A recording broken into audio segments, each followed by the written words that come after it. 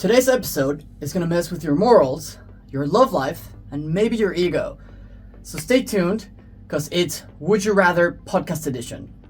So, before we get started with the Would You Rather questions, I wanted to touch on a topic that's everywhere and we can't escape, and it actually relates to our previous video on cheating. So, what's your reaction on the CEO of Astronomer, Andy Byron, cheating with the head of HR? What do y'all think? Because that's freaking everywhere. I would like to call his wife for this. You know, it's like I'm thinking if I was in one of those game host shows, because that's definitely how this question seems to be posed. I would go for option B, call someone, and I'd probably end up calling his wife and ask her, you know, what were your rules? What was the guideline? Maybe they were having a terrible relationship. Maybe for years or months they didn't have any sex. I don't know. I'm happy that that's not me, and I'm happy that it's not affiliated to me in any kind of way. Other than that, what, CEOs don't get to cheat? Are you saying it's okay to cheat if they're not having sex? But a lot of people are cheating. That's true. So CEO cheating means he has to resign from his job. It's got nothing to do with his job, because I heard that he resigned from his job. He handed in his resignation, and that the board of directors accepted it as well. Let me play devil's advocate. Hold on a second. So this is multi-layered. It has nothing to do with the man cheating, because he was not caught cheating with a random person. He was caught cheating with the head of HR at his company. So that goes against company policy. Yeah, that's abuse of power. Yes. Abuse of power. But it's, here's the thing. You are working in a company. There is another person, a colleague of yours, that's working in the company. The colleague of yours is below you. You both fall in love. You can't date simply because you're working for the same company? I say yes. If you decide to date, one of you quits and...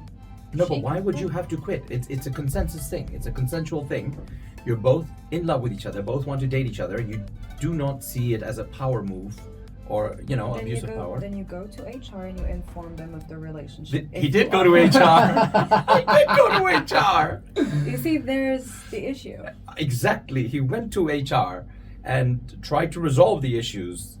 I think if you date within the same company, and I see your points, and I agree. I think it's a little bit outdated, but if you're in the same department, right, if you're the boss of someone, then a breakup or even conflict within the company, you're not going to treat them the same. Exactly. So if it's different departments, sure, but even then you might have an influence on how they get treated and different things. He is the CEO. She works for him regardless. Your point is... And for the CEO is no, different. I understand No your doubt. point. Your point is conflict of interest, right? Yes. Conflict of interest. What if there wasn't?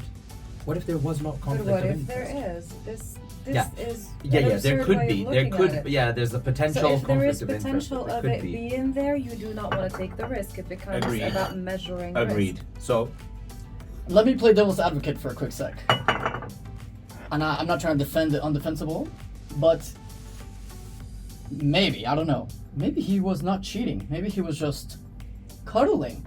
It's probable, or it's possible, that they never had anything prior. It's probable they did. I'm not arguing one way or the other. But what if he never kissed? He just fell in the moment of a romantic concert, decided to cuddle. Still not right. But now he's gonna get divorced. He got fired. The money that he lost over a 4-second video of cuddling, to me that is insane.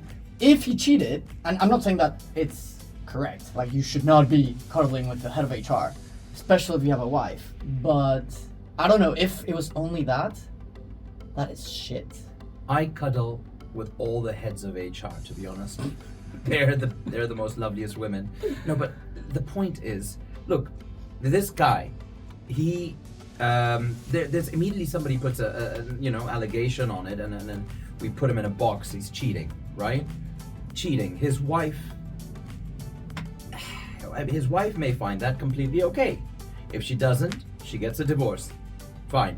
And that means she's not open and understanding to what he has to say. If he had to say, right, we were indeed cuddling, or there was a certain situation, I was performing a Heimlich on her, you know? She had a fishbone stuck in there, you know? I don't know, but anything could have been there. It's just the way we view it, I just think it's a setup. I think it's a setup. I don't think this poor man was cheating on his wife, and if he's performing a Heimlich, you know, at a concert, because they just had dinner, and, you know, they wanted to discuss some business things during this dinner, and afterwards, there happened to be a Coldplay, and they were both very big fans of Coldplay, so that's why they were there. She had eaten something wrong. It got stuck. He was performing a Heimlich, and the world just blows it up for this poor guy, making him complete. I think it's a setup. I don't agree with it. This is a perfect example of how people backward rationalize things. I Agreed. love it. It's beautiful. You're talented. You're very talented. And I definitely think what he did is not okay. But the backlash and all the consequences according to what he did, I don't know. That's what I think is interesting, but you should not do what he did. I think that could have been anybody. I couldn't care less. I find this to be utterly juvenile. We don't have enough data to make a decision on this or assess whether or not he was in the wrong or the right. I can definitely see how it is wrong to go to a Coldplay concert with the head of HR and be romantically entangled if they were. For the company, sure, I wouldn't want that. If I were a shareholder, I wouldn't want that. Then I will lose trust in the way he makes decisions and assesses risk as a CEO overall, because that is a pretty big ass risk to take. Go to a public space. They were not in a hotel somewhere behind closed doors. They were at a Coldplay concert. That tells me a lot about his ability to assess risk. And as a shareholder, I wouldn't want that. Well, it's not even about cheating. No, it's not about cheating. We don't know if he was cheating I just or think not. that she could have quit. He had a much more important position. She could have quit, and he could have paid her a compensation. He could have opened a completely other company for her that she would have been the CEO of, and they could have had a wonderful relationship if that's what they wanted. Maybe they have an open relationship with his wife. There are so many better ways to handle this, and the fact that they were caught in the way they were caught shows a lack of preparation and methodical thinking. So I don't think he should have resigned. I don't think he should have resigned. I don't think he resigned because he wanted to. Don't agree. I agree with that. And I just think that the board should have gone right. What's more important here? Well, one thing that we haven't considered is his performance.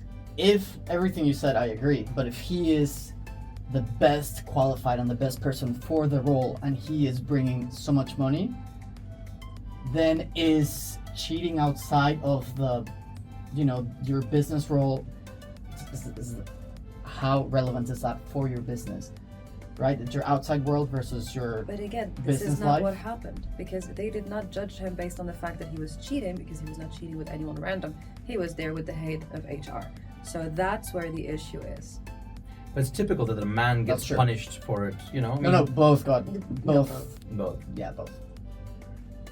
Most people are talking about the CEO because it comes with bigger consequences, 30 million divorce, blah, blah, blah.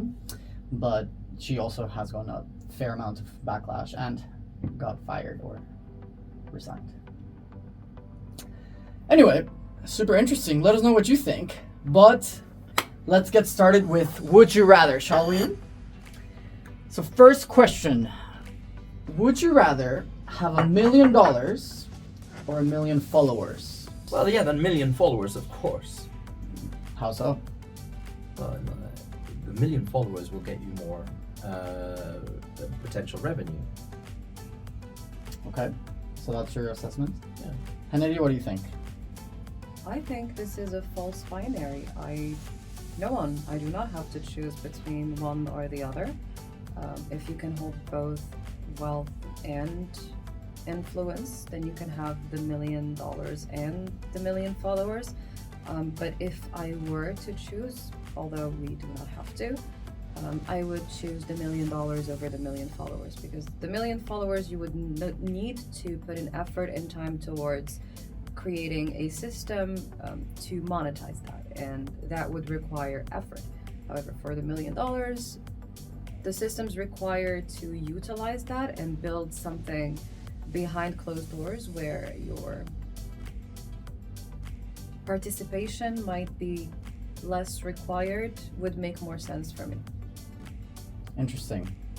Yeah, I find it fascinating that in today's society, followers are worth more than money. For me, I would choose the $1 million. I don't care about followers.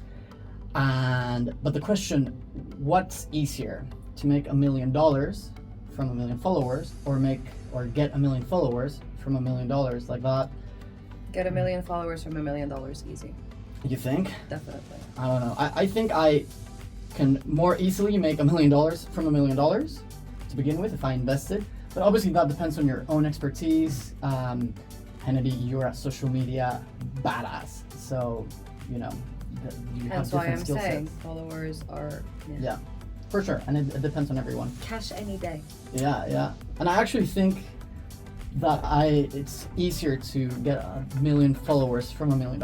I don't think it's the other way Yes. around, but everyone has different approaches and different results. Yeah. Also, the level of responsibility and follow through you'd have to do if you got that $1 million from those 1 million followers. I'd rather have the $1 million to begin with. Screw the followers. With all my love. I agree. Okay, so let's go to quality versus quantity. Would you rather have 1 million followers or 100 followers? But the followers are the most influential and important people. Cristiano Ronaldo, LeBron James, Elon Musk. Again, it's got to do with what your plan is. If you don't have a plan, then the 1 million followers are equal to the 100 followers. I mean, there's not going to be anything coming out of it. Well, what do you prefer? Your plan should be, these are my followers. I can do something with them. I have a plan that I'm busy with. I have a mission that I'm busy with, a goal that I'm busy with, and they can support me in that. And they are part of that. So which is your choice? I don't know, I still like the 1 million followers. Okay. Kennedy, what do you think? I would pick the 100 influential, aligned followers. And it's not about influential in a way that they are influential overall based on other people's perception, but useful to my vision, my standards, match my values, in alignment with what I want. Then hands down those. I agree. I'm a quality over quantity person, so I much rather have the 100 followers that are influential, and that I apply that to every aspect of my life. I rather have one amazing vacation than many good vacations. I rather have one amazing house where I'm happy all the time because I live there than many multiple houses, and I rather have one quality girl, you know, the love of my life, like I referred to, than many girls. So I'm definitely on the quality versus quantity, but I know it's an interesting topic. You know, there was one time, an example from, long time ago, about 10, 15 years ago. Do you know the application, the platform, A Small World? I do not. Okay. A Small World was similar to LinkedIn, and but it was very private. You know, all the top directors and executives were on there, and to be able to get on there, you needed referral from 2 people. Mm-hmm. Now I heard about it, and I heard that they had this discount going with a special card, World's Finest Club card, and I wanted that card. In order to get onto it, I came back home one night. I was very, very tipsy. Sat down, found out who the CEO of A Small World was. Yeah. Eric Wachmeister, I still know his name. And I sat down and sent him a couple of messages before going to sleep, and I was that inebriated that the next day I woke up thinking, oh gosh, did I really do that? So I was reading back my messages, reading how I had claimed to be a very reputable person, let me just say, and for my administration to get in touch with him with regards to receiving one of these memberships. In the morning I woke up and I actually had the membership. He had made me member, and I could just log in with his referral. Wow. So for me, yeah, I do understand and agree with quality and quantity, but yet again, it has to do with what your goal is. Yes, of And course. if you're not going to be doing anything with those 100 followers, then you might as well have 0 followers, know what you want to do, have the capacity to be able to go out there, find the person, have your pitch, and get something done, whatever you want to get done. Yeah. And by no means am I saying that 1 million followers is not very valuable. 1 million followers is extremely valuable.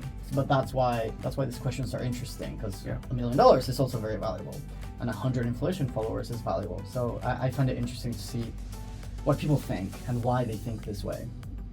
So yeah, I'm not taking any value away. Then again, my answers, please don't go on my answers. I was once asked what would be more important, the life of a crocodile, of a human being. The whole class in the secondary school Oh God. said human being, except for one person, and that was myself, who actually chose the life of the crocodile above the person. And that's why you're in this podcast. Thank you. You're welcome. Okay, next one. Would you rather be rich and anonymous, or famous but just getting by? So we're comparing fame versus financial freedom. Of course, financial freedom. You know, look, followers. very simple. Financial freedom, and then, you know, whatever mission, find out what your mission is in life to do. If your mission is to make water wells in Africa, and that makes you truly happy, then of course you'll need the financial freedom to do that. You don't need to be famous to do that. Whatever your mission is, you know, whatever your purpose in life is, if you've found that, even if you haven't found that, but you have the financial freedom to discover that, then of course that financial freedom is so super welcome. You don't necessarily need the stress from outside for your basic necessities in order to achieve, you know, Maslow's pyramid, the aesthetics part at the end. Mm-hmm. You don't necessarily need to fight and struggle your way with and get distracted by all the other things. All the noise you just cancel out, and you know what your purpose is, what you feel like, what you want to do, and you put the financial freedom to work. That's it. For sure. Kennedy? I mean, for me, it's quite simple. Financial freedom or wealth is valuable, most definitely. More valuable than notoriety? Absolutely. Having wealth and being unknown, how would I say that? Having wealth and no visibility is even better. Privacy and wealth combined, chef's kiss. Perfect combination. I'd rather no one know who I am than everybody looking at my life or expecting something from me. Frankly, that's why I was so slightly appalled by that question. Isn't it obvious? No, frankly, tell me, if anyone here would rather choose being famous over having wealth and privacy, you should really look twice at your priorities, because what the hell? Actually, think about it. If you are an artist, a painter, and you've painted the masterpiece, yeah? You become famous, but you die. Most of these artists have ended up dying without any money. So the painters who die without the money become wildly famous. So would they have ever chosen anything else above their art? Because for them, it would be connected with their art. So choosing your art, if you're famous because of your art, but not having the money, or choosing having the money, but not having that art. And if that art is anonymous because nobody recognizes it because it's a piece of crap, then you're still wealthy, but you're not that artist that you could ever be. You are. Now you're going from the false assumption that their art's Why are people value famous? is determined, that their art's value is determined by it outside recognition of that art. But most artists, true artists, create for the sake of creating, not for recognition. And whether they have wealth or not is irrelevant. A lot of them die broke. A lot of them are wealthy. But realistically, if you have an impulse, and that might be a creative impulse, or a suicidal impulse, or a murderous impulse, that impulse will live within you. And wealth and that impulse coming to realization and being recognized, completely different topics. Don't get me wrong, I chose option 1 as well. But I'm just considering what examples could actually fit in the category of being famous but not wealthy. Donald Trump. He's famous but cash poor. True. There's many. Yeah, a lot. Yeah, there true. are many. We just don't know, because they True. paint you this picture and this Yeah. lie No, that they true. have so much money. One time, do you remember that? Have you read that or heard about that one as well? Where Donald Trump, together with his daughter, was walking past a beggar, and he said, "That beggar there has more money than your father has." Wow. So, he once said that. There was an example of it. No, probably. Yeah, I think fame is very powerful, and it can be an extremely powerful tool that could generate wealth. Yeah. Obviously, that's not the question, but I'm totally with Hennedy. I actually would much rather be rich and anonymous than rich and famous. I So- said that too. So the privilege of anonymity for me is Yeah. more valuable than fame. No, I said that too. But what if your fame was connected to your art, to your core purpose of being? For sure. If that was connected to your art, you'd definitely choose your core purpose of being, which really fulfills you. I mean, you would definitely choose that. If I am a very creative person, and I would rather be in my mansion painting naked all over the walls and no one ever seeing that, and I would still feel just as fulfilled. I'd rather be poor and happy in choosing something that fulfills me Exactly.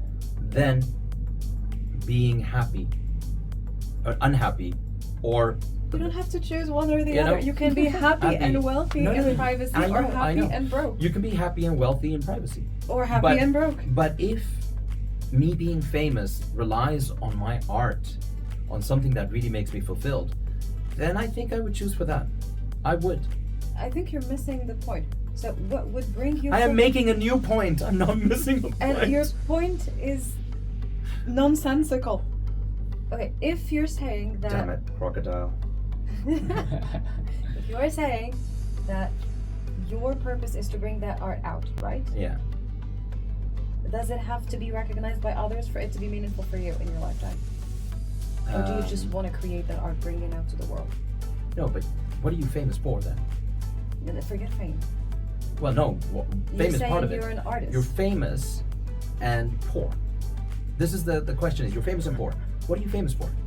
You're famous for something that you really enjoy doing, and you're very good at, because that's what you're famous for. If you are famous and poor, then you are not leveraging that fame well. That's it. Well, what if you've Then got you a are wrong famous, agent? poor, and the dumb. agent is taking 90%. You're taking 10%. Then you are famous, poor, and dumb. Yes. So we all agree that we would all choose for being anonymous and wealthy rather than famous, poor, and dumb. There No. you have it. Okay. So interesting, from money and fame, clearly money wins. Let me ask you about money and love. Would you rather date someone rich but emotionally unavailable, or someone with a modest income, not broke, but, just enough, but deeply in love with you? Hennedy, what do you think? Ew. I am so disgusted by the fact that we are still considering one or the other. The only reason why we look at this in this way and why it has been so commonly accepted is because people's nervous systems are not regulated enough to be able to hold both love and wealth. So they start either demonizing one or the other. Oh, you know what? Money is the devil, so I'll choose love over wealth. And oh no, money is the best. Screw love. I'll have an ugly and rich sugar daddy. You do not have to pick one or the other. If your nervous system can hold both, you will have both. You will have the love and the wealth, and then your life will be wonderful. I can have both. Why would I choose? No, of course, in an ideal world. We No, it's not an all ideal want world. all, but It's it's just not- a you thinking see, exercise. The way you're looking at it is in an ideal world. No, in this world, if you can hold it, you will have it. Of course, Yes. and we're all searching for that. That means you do not have it. Yeah. But once you'll be able to hold it, you'll have it. And I know. One day you'll be able to hold it, Kike. One day. And you will be able to have it, and you'll make some guy really lucky. But You know, right now, you cannot, unfortunately- and we've assessed that last time. So hold to that thought. I have, and I am so happy. And unfortunately, not all of us can be perfect, like Hennedy, and live the perfect life. That's true. Many of us are still searching for it, and these questions. I can teach you. But I'd have to charge. Milkshake takes all the boys to the yard. That's right. Damn right. Well, it's funny. Do you know, I'll take a live example from the past. A blast from the past. I was dating a girl who was the only niece of that time the Pakistani president. Only niece, right? Wow. And she was living in Switzerland, and what an incredible person that was. We had such a good connection, and she was a self-made woman, and till today, you know, I still very much admire her. And there I was, at the same time, kind of dating. It wasn't, you know, it was very much back in that period. You know, the internet love was quite a big thing, you know, so I'd never seen her, of course. Wow. And I'd never seen the Serbian ex-wife of mine either, who eventually I chose for her, who was very poor. So, but the Serbian ex-wife was, you know, she was poor, but I had to choose between the two, literally. And the moment I did, and I chose for the poor one, of course, the other door was closed. And one of the more important things is choose what is important to you. The other door will definitely close, but at the end of it, it brought me my son. I have a son with her, you know, and he is the most incredible thing in my world. And I would always choose the same. I would never ever have made any other decision, and I don't regret a single thing. Oh, that's beautiful. Yeah. That's beautiful. For me, like Kennedy, in the abundance reality, I would prefer to have both, but for the sake of the podcast or the thinking exercise, I would much rather, for me, love is everything. And call me hopeless romantic or dumb, like last time. But to me, money doesn't mean anything. I don't care about money. I care about love and a like deep, meaningful connection. So I don't care about her income. I just want true love, and that's the most important part. Men are much more even sensitive. if my podcasters grill me. But you know, men are much more sensitive, and men would more readily make this decision, whereas women, they choose for security. Biologically speaking, women are more likely to consider their comfort and safety in the one of their children. But while men do not necessarily expect that of women, they are wired to want to create value and wealth. So men might not necessarily care for how much money a woman makes, but as a woman, you do care about how much value a man can create, and that does not have to necessarily be just money. It can be connections, it can be power. So his ability to create wealth does not necessarily mean he is brilliant or hyper emotionally intelligent or all of these things combined. Just his ability to create wealth, comfort, and safety. That's what we look for. However, since the universe is not in a budget, and neither am I, and you can only have as much as your nervous system can accept and allow, I get everything. And that's the mentality everyone should have. Yeah, well, It feels amazing. Screw it. It feels No, amazing. but one of the things which he says, which is, you know, I believe in. So it's what you can hold. Like, for example, if you receive 10 million on your account, yeah, anyone, random, choose a random person, they get 10 million on their account, but do they know how to apply it? Do they know how to use it? The only reason why you do not have the wealth you're supposed to have and that you want is because you're not able to do anything with it. If you know how to deal with it, then you will have it. If you do not know how to deal with it, you will not have it. Yeah, Totally and those agree. that don't know how to deal with it might even have it out of coincidence and lose it all on strippers and coke. Exactly. Things that come easy, you lose easy. I meant nothing. This has nothing to do with it. I feel that sometimes the things that you say, you're poking jest at my character. As a matter of fact, it is a joke that my brother and I have. Okay, well, you know. But no, it's a very important thing if you're able to deal with it with your senses, with your nervous system, because your senses are part of your nervous system. If you're able to deal with it, you know how to apply it, and you will have it. Yeah. I know how to deal with love. I am not searching for love.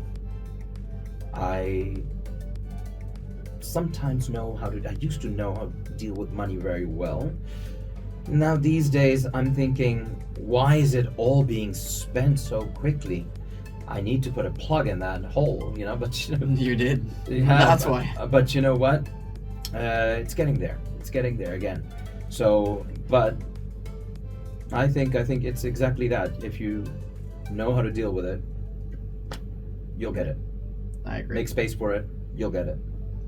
In Spanish, we have a saying: "Money that comes easy also goes easy." So if you didn't work hard, it just was given to you. If you gift someone $10 million, they're just gonna burn it. It's Just like called a Kennedy said. limiting belief. That's definitely a limiting belief. And that's what keeps people poor. Limiting beliefs. Or makes them self-sabotage once they do get the money because they feel deep down that they haven't earned it. Exactly. Or same with love. Oh my god, I have not struggled But that's a very religious concept, though, I am aware. All right, let's bring the social media with love. Would you rather date someone who's a social media influencer and, obviously it's very powerful, but they're publishing everything all the time, your life, your problems, everything, or someone that has no social media? For me, social media, if I know that there's somebody who has a big social media following up, they should have, I think it's a social responsibility for someone to mention before they actually go deeper into a relationship with you, hey, this is what I do. Get to know the other person. This is what I do. This is what I'm going to be doing. So this is the expectation that you should have. And then you get to make your own decision. It's for me that easy. If you have not understood that this is a social media person who's got a large following or is constantly making videos and posting them, and your whole life is going to be on social media, if you don't go out and ask these valid questions and important questions to find out what the other person is like and what they do, then whatever you get, you deserve. You should have asked those questions, and you should have made sure that you are able to decide and choose the type of person you're going to be with. Kennedy, what do you think? This is a matter of preference. If you also are a creator and love sharing everything about your life, then you are a match made in heaven. If you're a very private person, then maybe you'd want someone who's a bit more private. They could also be sharing life on social media or everything on social media in a way that's super intentional, where you both feel safe and respected and have enough time and space to be together. I would rather not. I do not care much for sharing things on social media unless they align with my values, purpose, and I do it in an educational way. It is to provide value, so I do not care to show you what I had for lunch unless it is to teach you how to have healthier habits. Otherwise, I won't share. So it depends. It's a preference again. Up to you. Yeah, I find it super interesting. I think in today's society, having social media is almost an expectation. And to a degree, my background is in marketing, it's your business card. So, when you're applying for jobs, when you're getting to know someone or making friends, social media is a big component. You share reels, you strengthen relationships, and it allows you to stay in touch with people that you've met that maybe don't live in your same town, or even if you live in the same town, it allows you to see what they're doing, what they're up to, and get to know them. So I almost think it's an expectation. I actually used to think that if you don't have social media, it's a little sketchy and even a red flag. But recently, I have a very good friend who doesn't have social media, and the girls were like, "Oh, he doesn't have Instagram? Green flag." And they love that. And I was like, interesting. For my marketing knowledge and background of being an expectation, that was questioned. So I thought that was interesting. The norm keeps changing, though, doesn't it? And the norm keeps changing. And yet again, it has all to do with what you value as an individual. Again, because a lot of women would rather be with an influencer because they look at that 1 million followers and they're like, oh my god, my man is so awesome that everyone wants to look at what he does. And others that do not care. Until a few months back, I had no social media and I never cared to have any. But then I realized, okay, I have this that I would like to share to help people, so I have a professional account. But I do not care to share any other thing on there, and I would like for my partner to have a similar mindset, I guess, where social media is a tool to share valuable insights or a business asset, but it shouldn't just be a form of attracting attention. It's not your business card. You are a multifaceted individual that's constantly changing, and I will never get to know you through a few reels you've shared. That's silly. Of course. I many years ago, I was dating one of the people that micro influencer, and would share everything and overshare. And anytime I took her to dinner, it was 10 minutes of videos, photos, recording, and I would be starving. And I would be like, can I just eat the food? And then the relationship didn't quite work. And at the time, you know how you overcompensate. I was like, I do not want to date an influencer again. So then I met this beautiful girl, go on a date with her, and I noticed that the price of the dinner didn't matter with her. The location didn't matter. And as soon as we got the food, we didn't worry about anything. We were just enjoying each other's company. And I remember at some point, she took like a video or a photo and she posted it, and it was terrible. And I was like, oh my God, thank God. And I ended up dating her. And for me at that point in time, the fact that she was so terrible at Instagram was like major plus. So I thought that was really interesting. I'm not saying that's something I search for, but It's a preference again. it was a preference at the time. For me, actually, important is the whether someone is up on the social media or not is not as important for me as someone having a spiritual healer who constantly tells them what to do or what not to do. I won't go into detail about this, but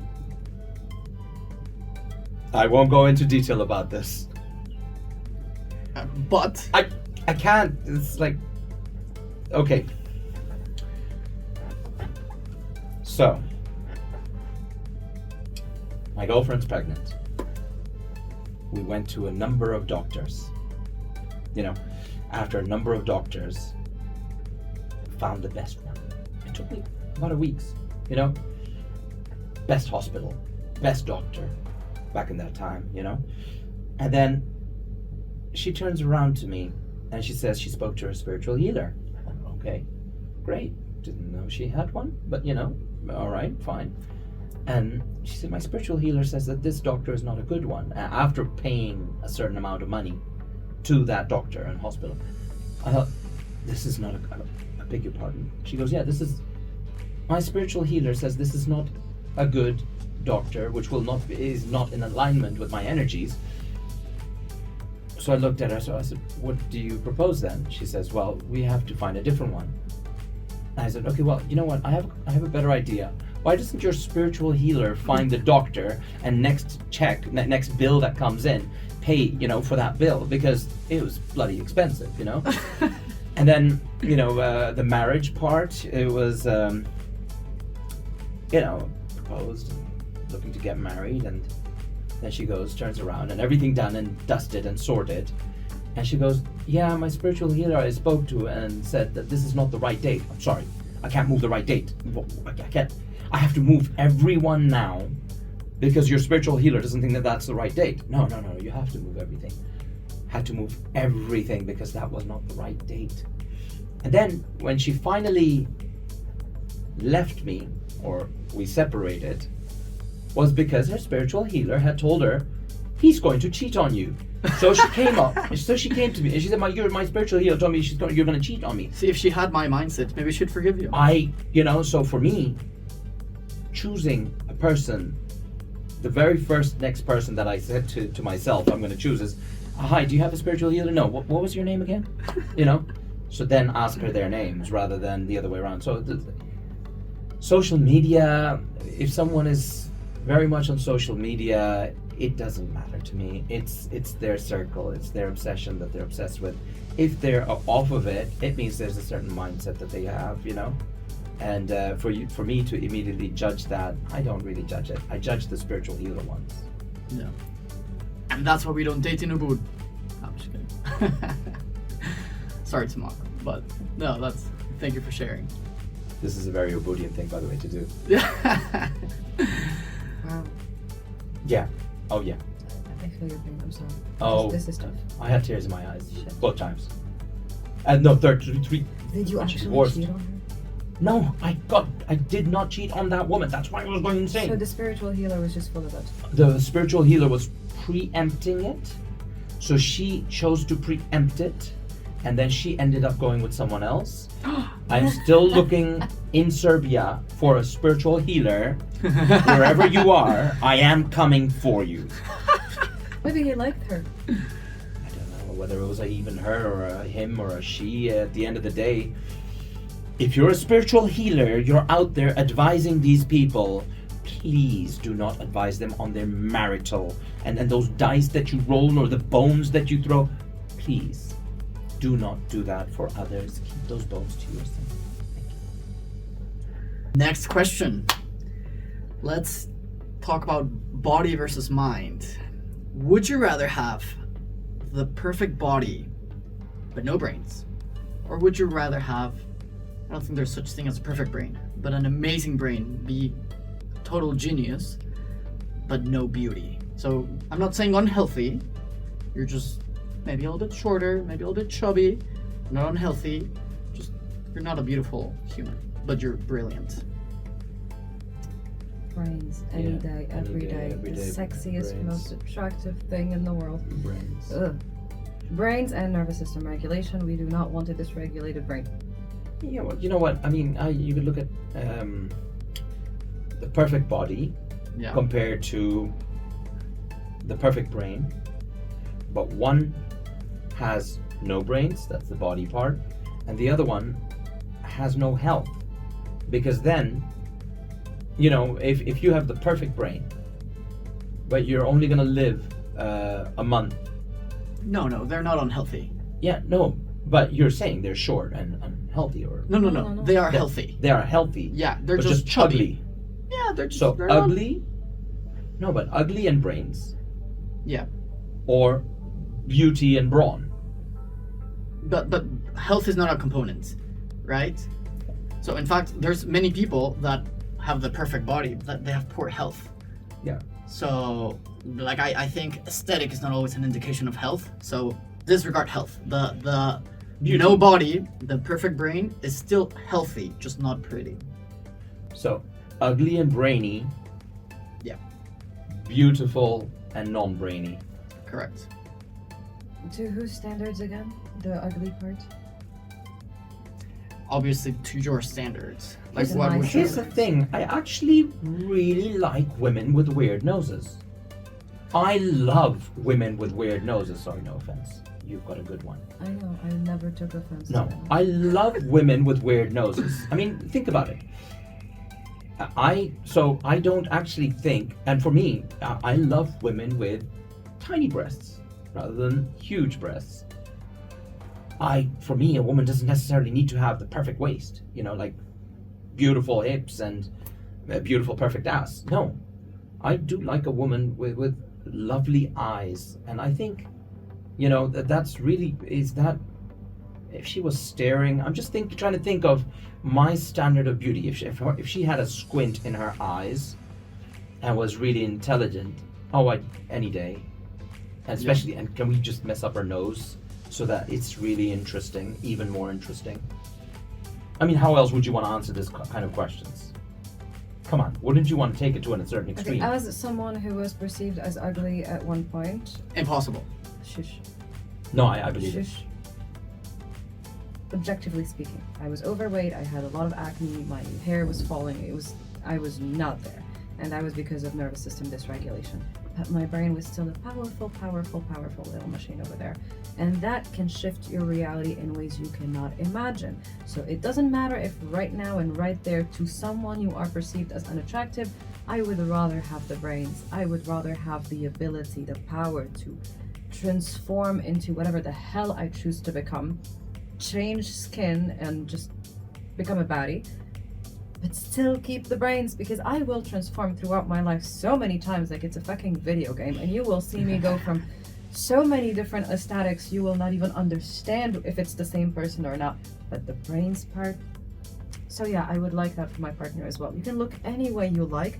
We'll go through little metamorphoses every time. We'll go through this phase and this phase and this phase and have this kind of body and this kind of body. It doesn't matter. Plastic surgery, hair, braids, makeup, whatever. This is a video game, in my opinion, and I will choose aesthetics as many times as I please. End of conversation. Agreed. Brains definitely over wrong. Mm-hmm. I love it. For me, this was a very tough one. What? How? That says a lot about you. Let me finish. Yeah. Well, you forgot soul, by the Because way. I really, really value balance, right? So for me, my body is my temple, and I put so much time and energy into my health more than my aesthetic.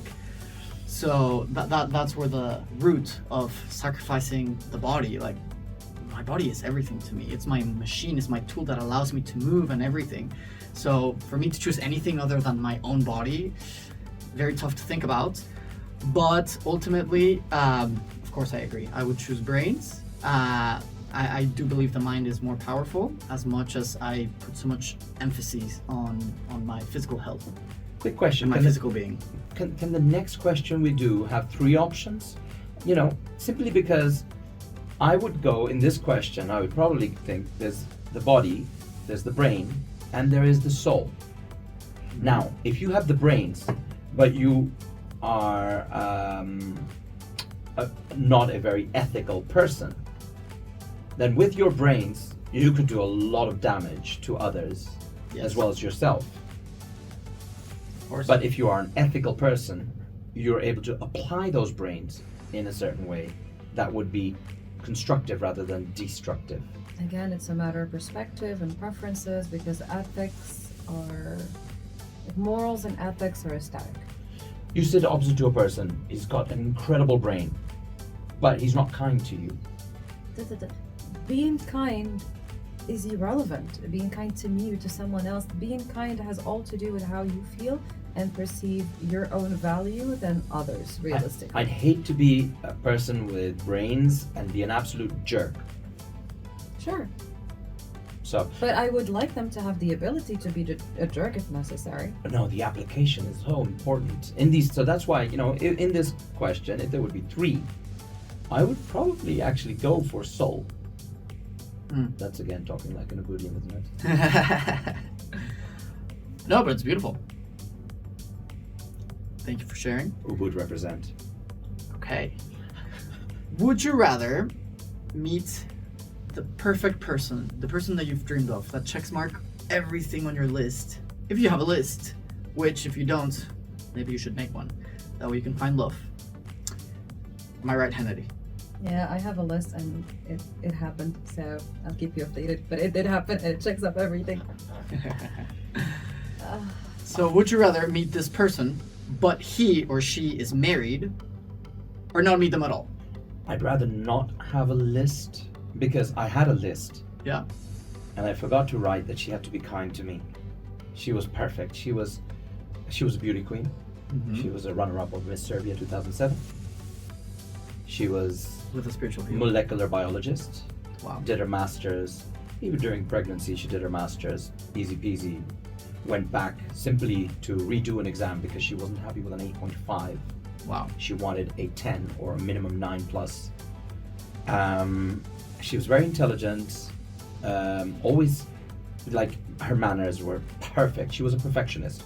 You had to be perfectly dressed, everything nice and neat on its place. Bon ton. She always used to talk about bon ton. It has to be according to bon ton rules. She was kind to everyone. She used to everyone who used to walk in. She was very proper kind and everything. But she wasn't kind to me. So I'd forgotten to write something on that list. So if you are going to make a list, make sure you don't forget to put that she has to be kind to you, which is one of the most important parts for me. And but that's why I'd rather not make a list, because number one, I'm afraid to forget something on that list, and number two, making a list is creating like certain boxes, creating like certain expectations that you would have, and then the moment anybody exceeds parts of those expectations means that you've judged them, according to your requirements. They've exceeded those requirements, so you've ticked that one off. Now you go on to the next ones. So you're constantly judging them in such a way that it's going to be hard for you to find someone, because you're constantly going to be judging them on a number of boxes. And at a certain point in your relationship, if they don't tick that box anymore, it's going to impact all the other boxes as well, and you're slowly going to try and get rid of them. I think do not make a list. Go with how you feel about the person. Make sure they're kind to you, you're kind to them, and the two of you are able to deal with the situations as they come. I mean, I love hearing this, and this is all beautiful. However, how has that worked out for you? Very well. I do not believe you. And here is why I am saying from knowledge. Please, that give me more knowledge. There is a difference between a list and a list. If on your list it says 5 feet this, or that they have to have a pretty nose or whatever, those are silly to a certain degree, okay? You have to have things that actually matter in the long term, things that do not change over time, because we constantly change as individuals, but there are certain non-negotiables that would make a person a perfect match for you in the long term, not just this version of themselves. So there is a list and a list, and if you would like to know what an actual list looks like, I'm happy to share. But a lot of people consider a list what a 12-year-old would put in while picking a boyfriend or girlfriend. That is not a list, that is delusion on a piece of paper. What makes you happy? I mean, look... No, happiness should not be the goal. Happiness is an emotion. It is fleeting, it is temporary, and it depends on what you want to achieve in life. True. So do not chase someone who makes you happy, because once they will stop making you happy, then you won't be happy anymore. You make yourself happy.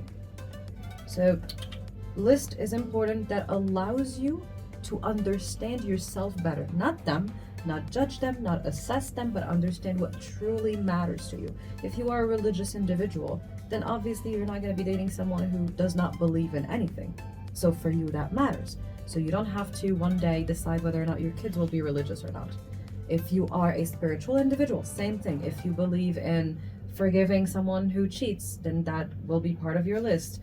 But you really have to understand what matters to you in a way that's so deep. And yeah, the best relationship you can have is with yourself. Exactly. So the list you create, you check off each within yourself. And you also understand develop that that we are on a spectrum of masculinity and femininity. And if you would like a masculine partner here or a feminine partner here, you have to understand that you have to meet them on the other side of that spectrum. So while you create that list of that ideal partner in either sides, you have to understand what the equivalent would look like, so you can put in the work to meet them there. Otherwise, you're just being delusional. So getting back to the question where you asked if you would rather meet your ideal partner and they're married or not meet them at all, my ideal partner would be an aligned partner, meaning they wouldn't be married, because emotional availability is in that list, and that is a point that actually matters. Boom. Drop mic. Although I do think some married men could be emotionally available. That means they are not emotionally available to their wife. Out. Sir, no, ew.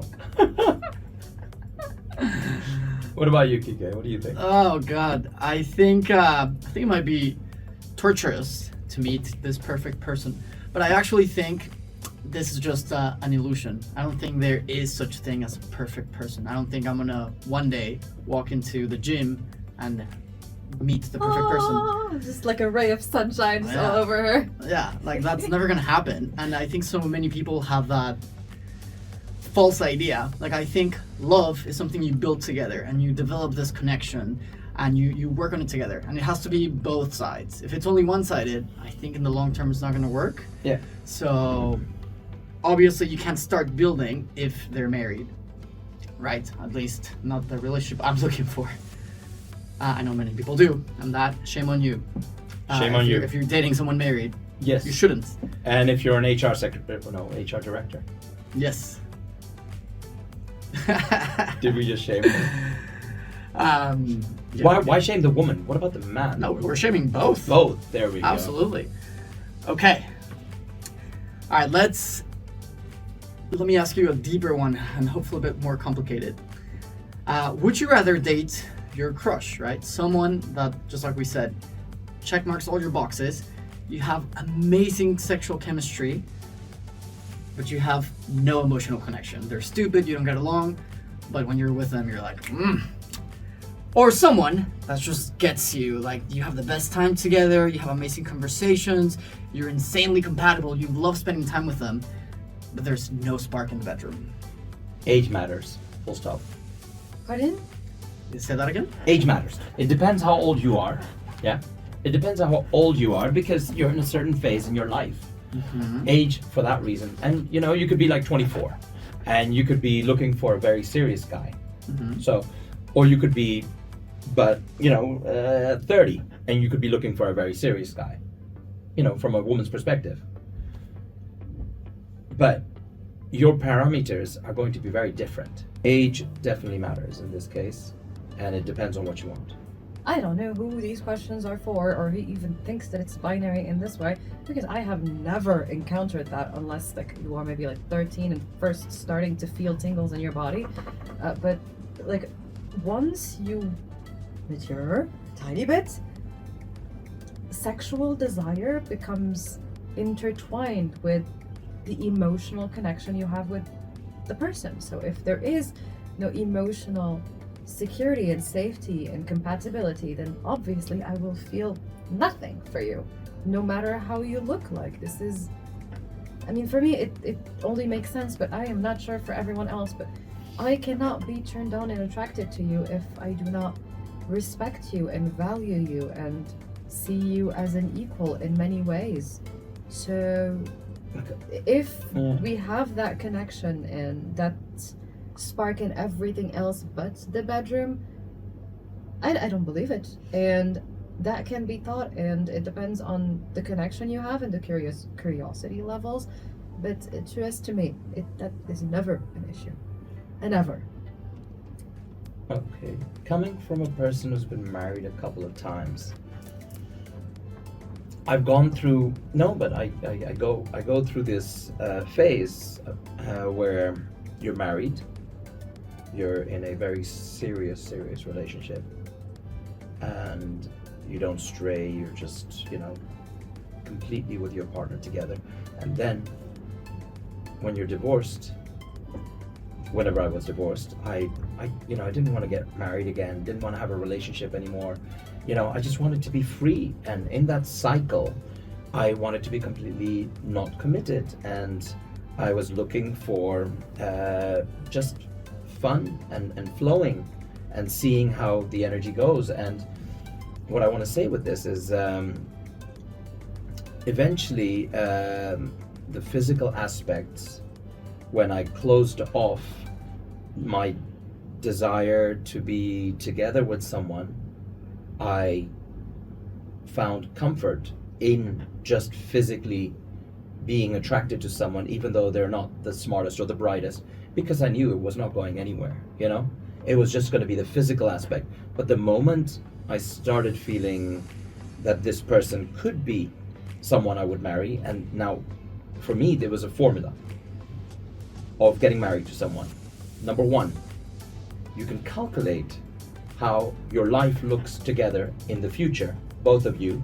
You can calculate how she is, how you are, how both of you together will be, which is, call it trust, yeah, or even love, yeah, but you can calculate the expectancy, yeah, a deep connection of trust. That is love and trust. So that's the second factor. The first factor is that you can calculate how both of you are going to be together in the future. The second factor is deep love or trust that you have with each other. And the third is a passionate moment where amongst this hurricane of everything that's going around you, you just grab her and you're both in the eye of the hurricane and you go, stop, I just want to fucking know if you'll marry me.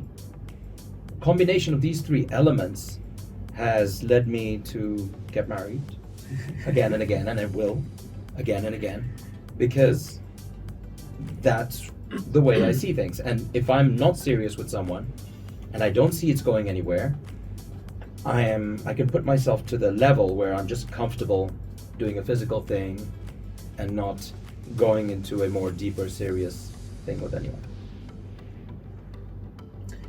For me, obviously, sexual chemistry is extremely important in a romantic relationship, but I think you can develop it. I think over time, just like you said, with compatibility and good conversations, good connections, and experiences together, it can be developed. Whereas if you don't have an emotional connection, I think that's very, very challenging. So I would have to go with emotional connection and the compatibility. But ultimately, it depends what you're looking for. If you're looking for a fling and just a good time, then yeah. There's people that you don't even speak the same language, but you have like that sexual chemistry, and that can be very fun. But if you're looking for a life partner, then you need to look into more than just sexual attraction. Would you rather go viral for the wrong reasons or don't go viral at all? So we are looking at the saying, there's no such thing as bad publicity. Although with Andy Byron, we saw the opposite. But what do you think? Hannity, please. Virality is irrelevant. I'd rather be seen and viewed by people that are aligned with me than just go viral. Virality means nothing. Attention is not currency. Attention is not valuable in any way, shape, or form, in my opinion. I'd rather aligned attention than just attention. Beautifully said. Yeah, you've got the likes of Jeffrey Epstein, who are very famous and have gone viral in many different ways. So the answer is absolutely no. I would not want to go viral for the wrong reasons. Simple as that. And I'd prefer, although I used to say that bad publicity is can sometimes be the best form of publicity, because it's faster than actually, it can in some ways be much faster than good publicity. And then what you do with it, again, to turn bad publicity to your benefit, that's a skill. And that's why we have public relation officers and people who are excellent at PR, and I would definitely recommend our good CEO to get one from Astronomer. I agree, 100%. I'd rather not go viral at all, but I do think you can turn around bad publicity and use it to your advantage. Yeah. And in fact, there's a few examples of companies that use this, and I find it brilliant and fascinating. So, very interesting. Agreed. Last question. Would you rather go back 10 years with the knowledge you have today, or jump 10 years into the future? I don't believe time is linear. Oof, I love that. There is no need for me to jump back or future. I know that there is a version of me in the future that is slowly guiding me and whispering really weird things, by the way, but thank you. And the past version of me has been guided by the version of me today, and they all coexist in different timelines, and we are all working together to get me where I want to be, and we are doing a pretty damn good job. So I wouldn't go back, I wouldn't go forward, I would be right here and do exactly what I'm doing. Beautiful. Tosif? I actually agree with her. For once. I do agree with her. I always used to tell this example to people, like, if you're going through a really rough time, I always used to use a similar example, where I used to say, if you're going through a really rough time, imagine the future you, that's 10 years ahead of you, time travels back right now to this moment where you're at, and just gives you one single advice. What would that advice of that future you give to you right now that would make you excel and become the better you in order to be able to get to that point? Do it. Give it to yourself. And guess what? That is the same advice that the today you would give the past you, the 10 years ago, the same advice. It is the actual same advice. And your question is, what is that advice? Powerful. Confidence. Absolute confidence. Do not hesitate at a single moment. Seize the opportunities, grab them. If you have to think, run for it, but take it. Make sure you're able to seize the opportunity and do not be afraid to do it. Confidence. Mine is always be and trust. Just be and trust. That's exactly it. Okay. Well Yeah. done. It's the same thing. Beautiful. Cool. What do you think, Kike? I actually predicted y'all were gonna say, go 10 years back into the future. So I had a follow-up question for you. But I love your answers. You're both brilliant people, and that's why you're here. I love listening to you and spending time with you. But with that being said, we're out of time. Thank you so much. Wait, I still have one more thing to say. No, Guys, just hold up. No. I was actually talking about this. Recently I gave somebody a compliment. And you know what a compliment truly is? A compliment, wait, don't stop it yet. Oh no, your phone died again. A compliment. Can I finish this? A compliment, giving somebody a compliment is actually that it's got more to do with yourself, your expectation of what someone else can achieve. The fact that you give someone a compliment means, fine,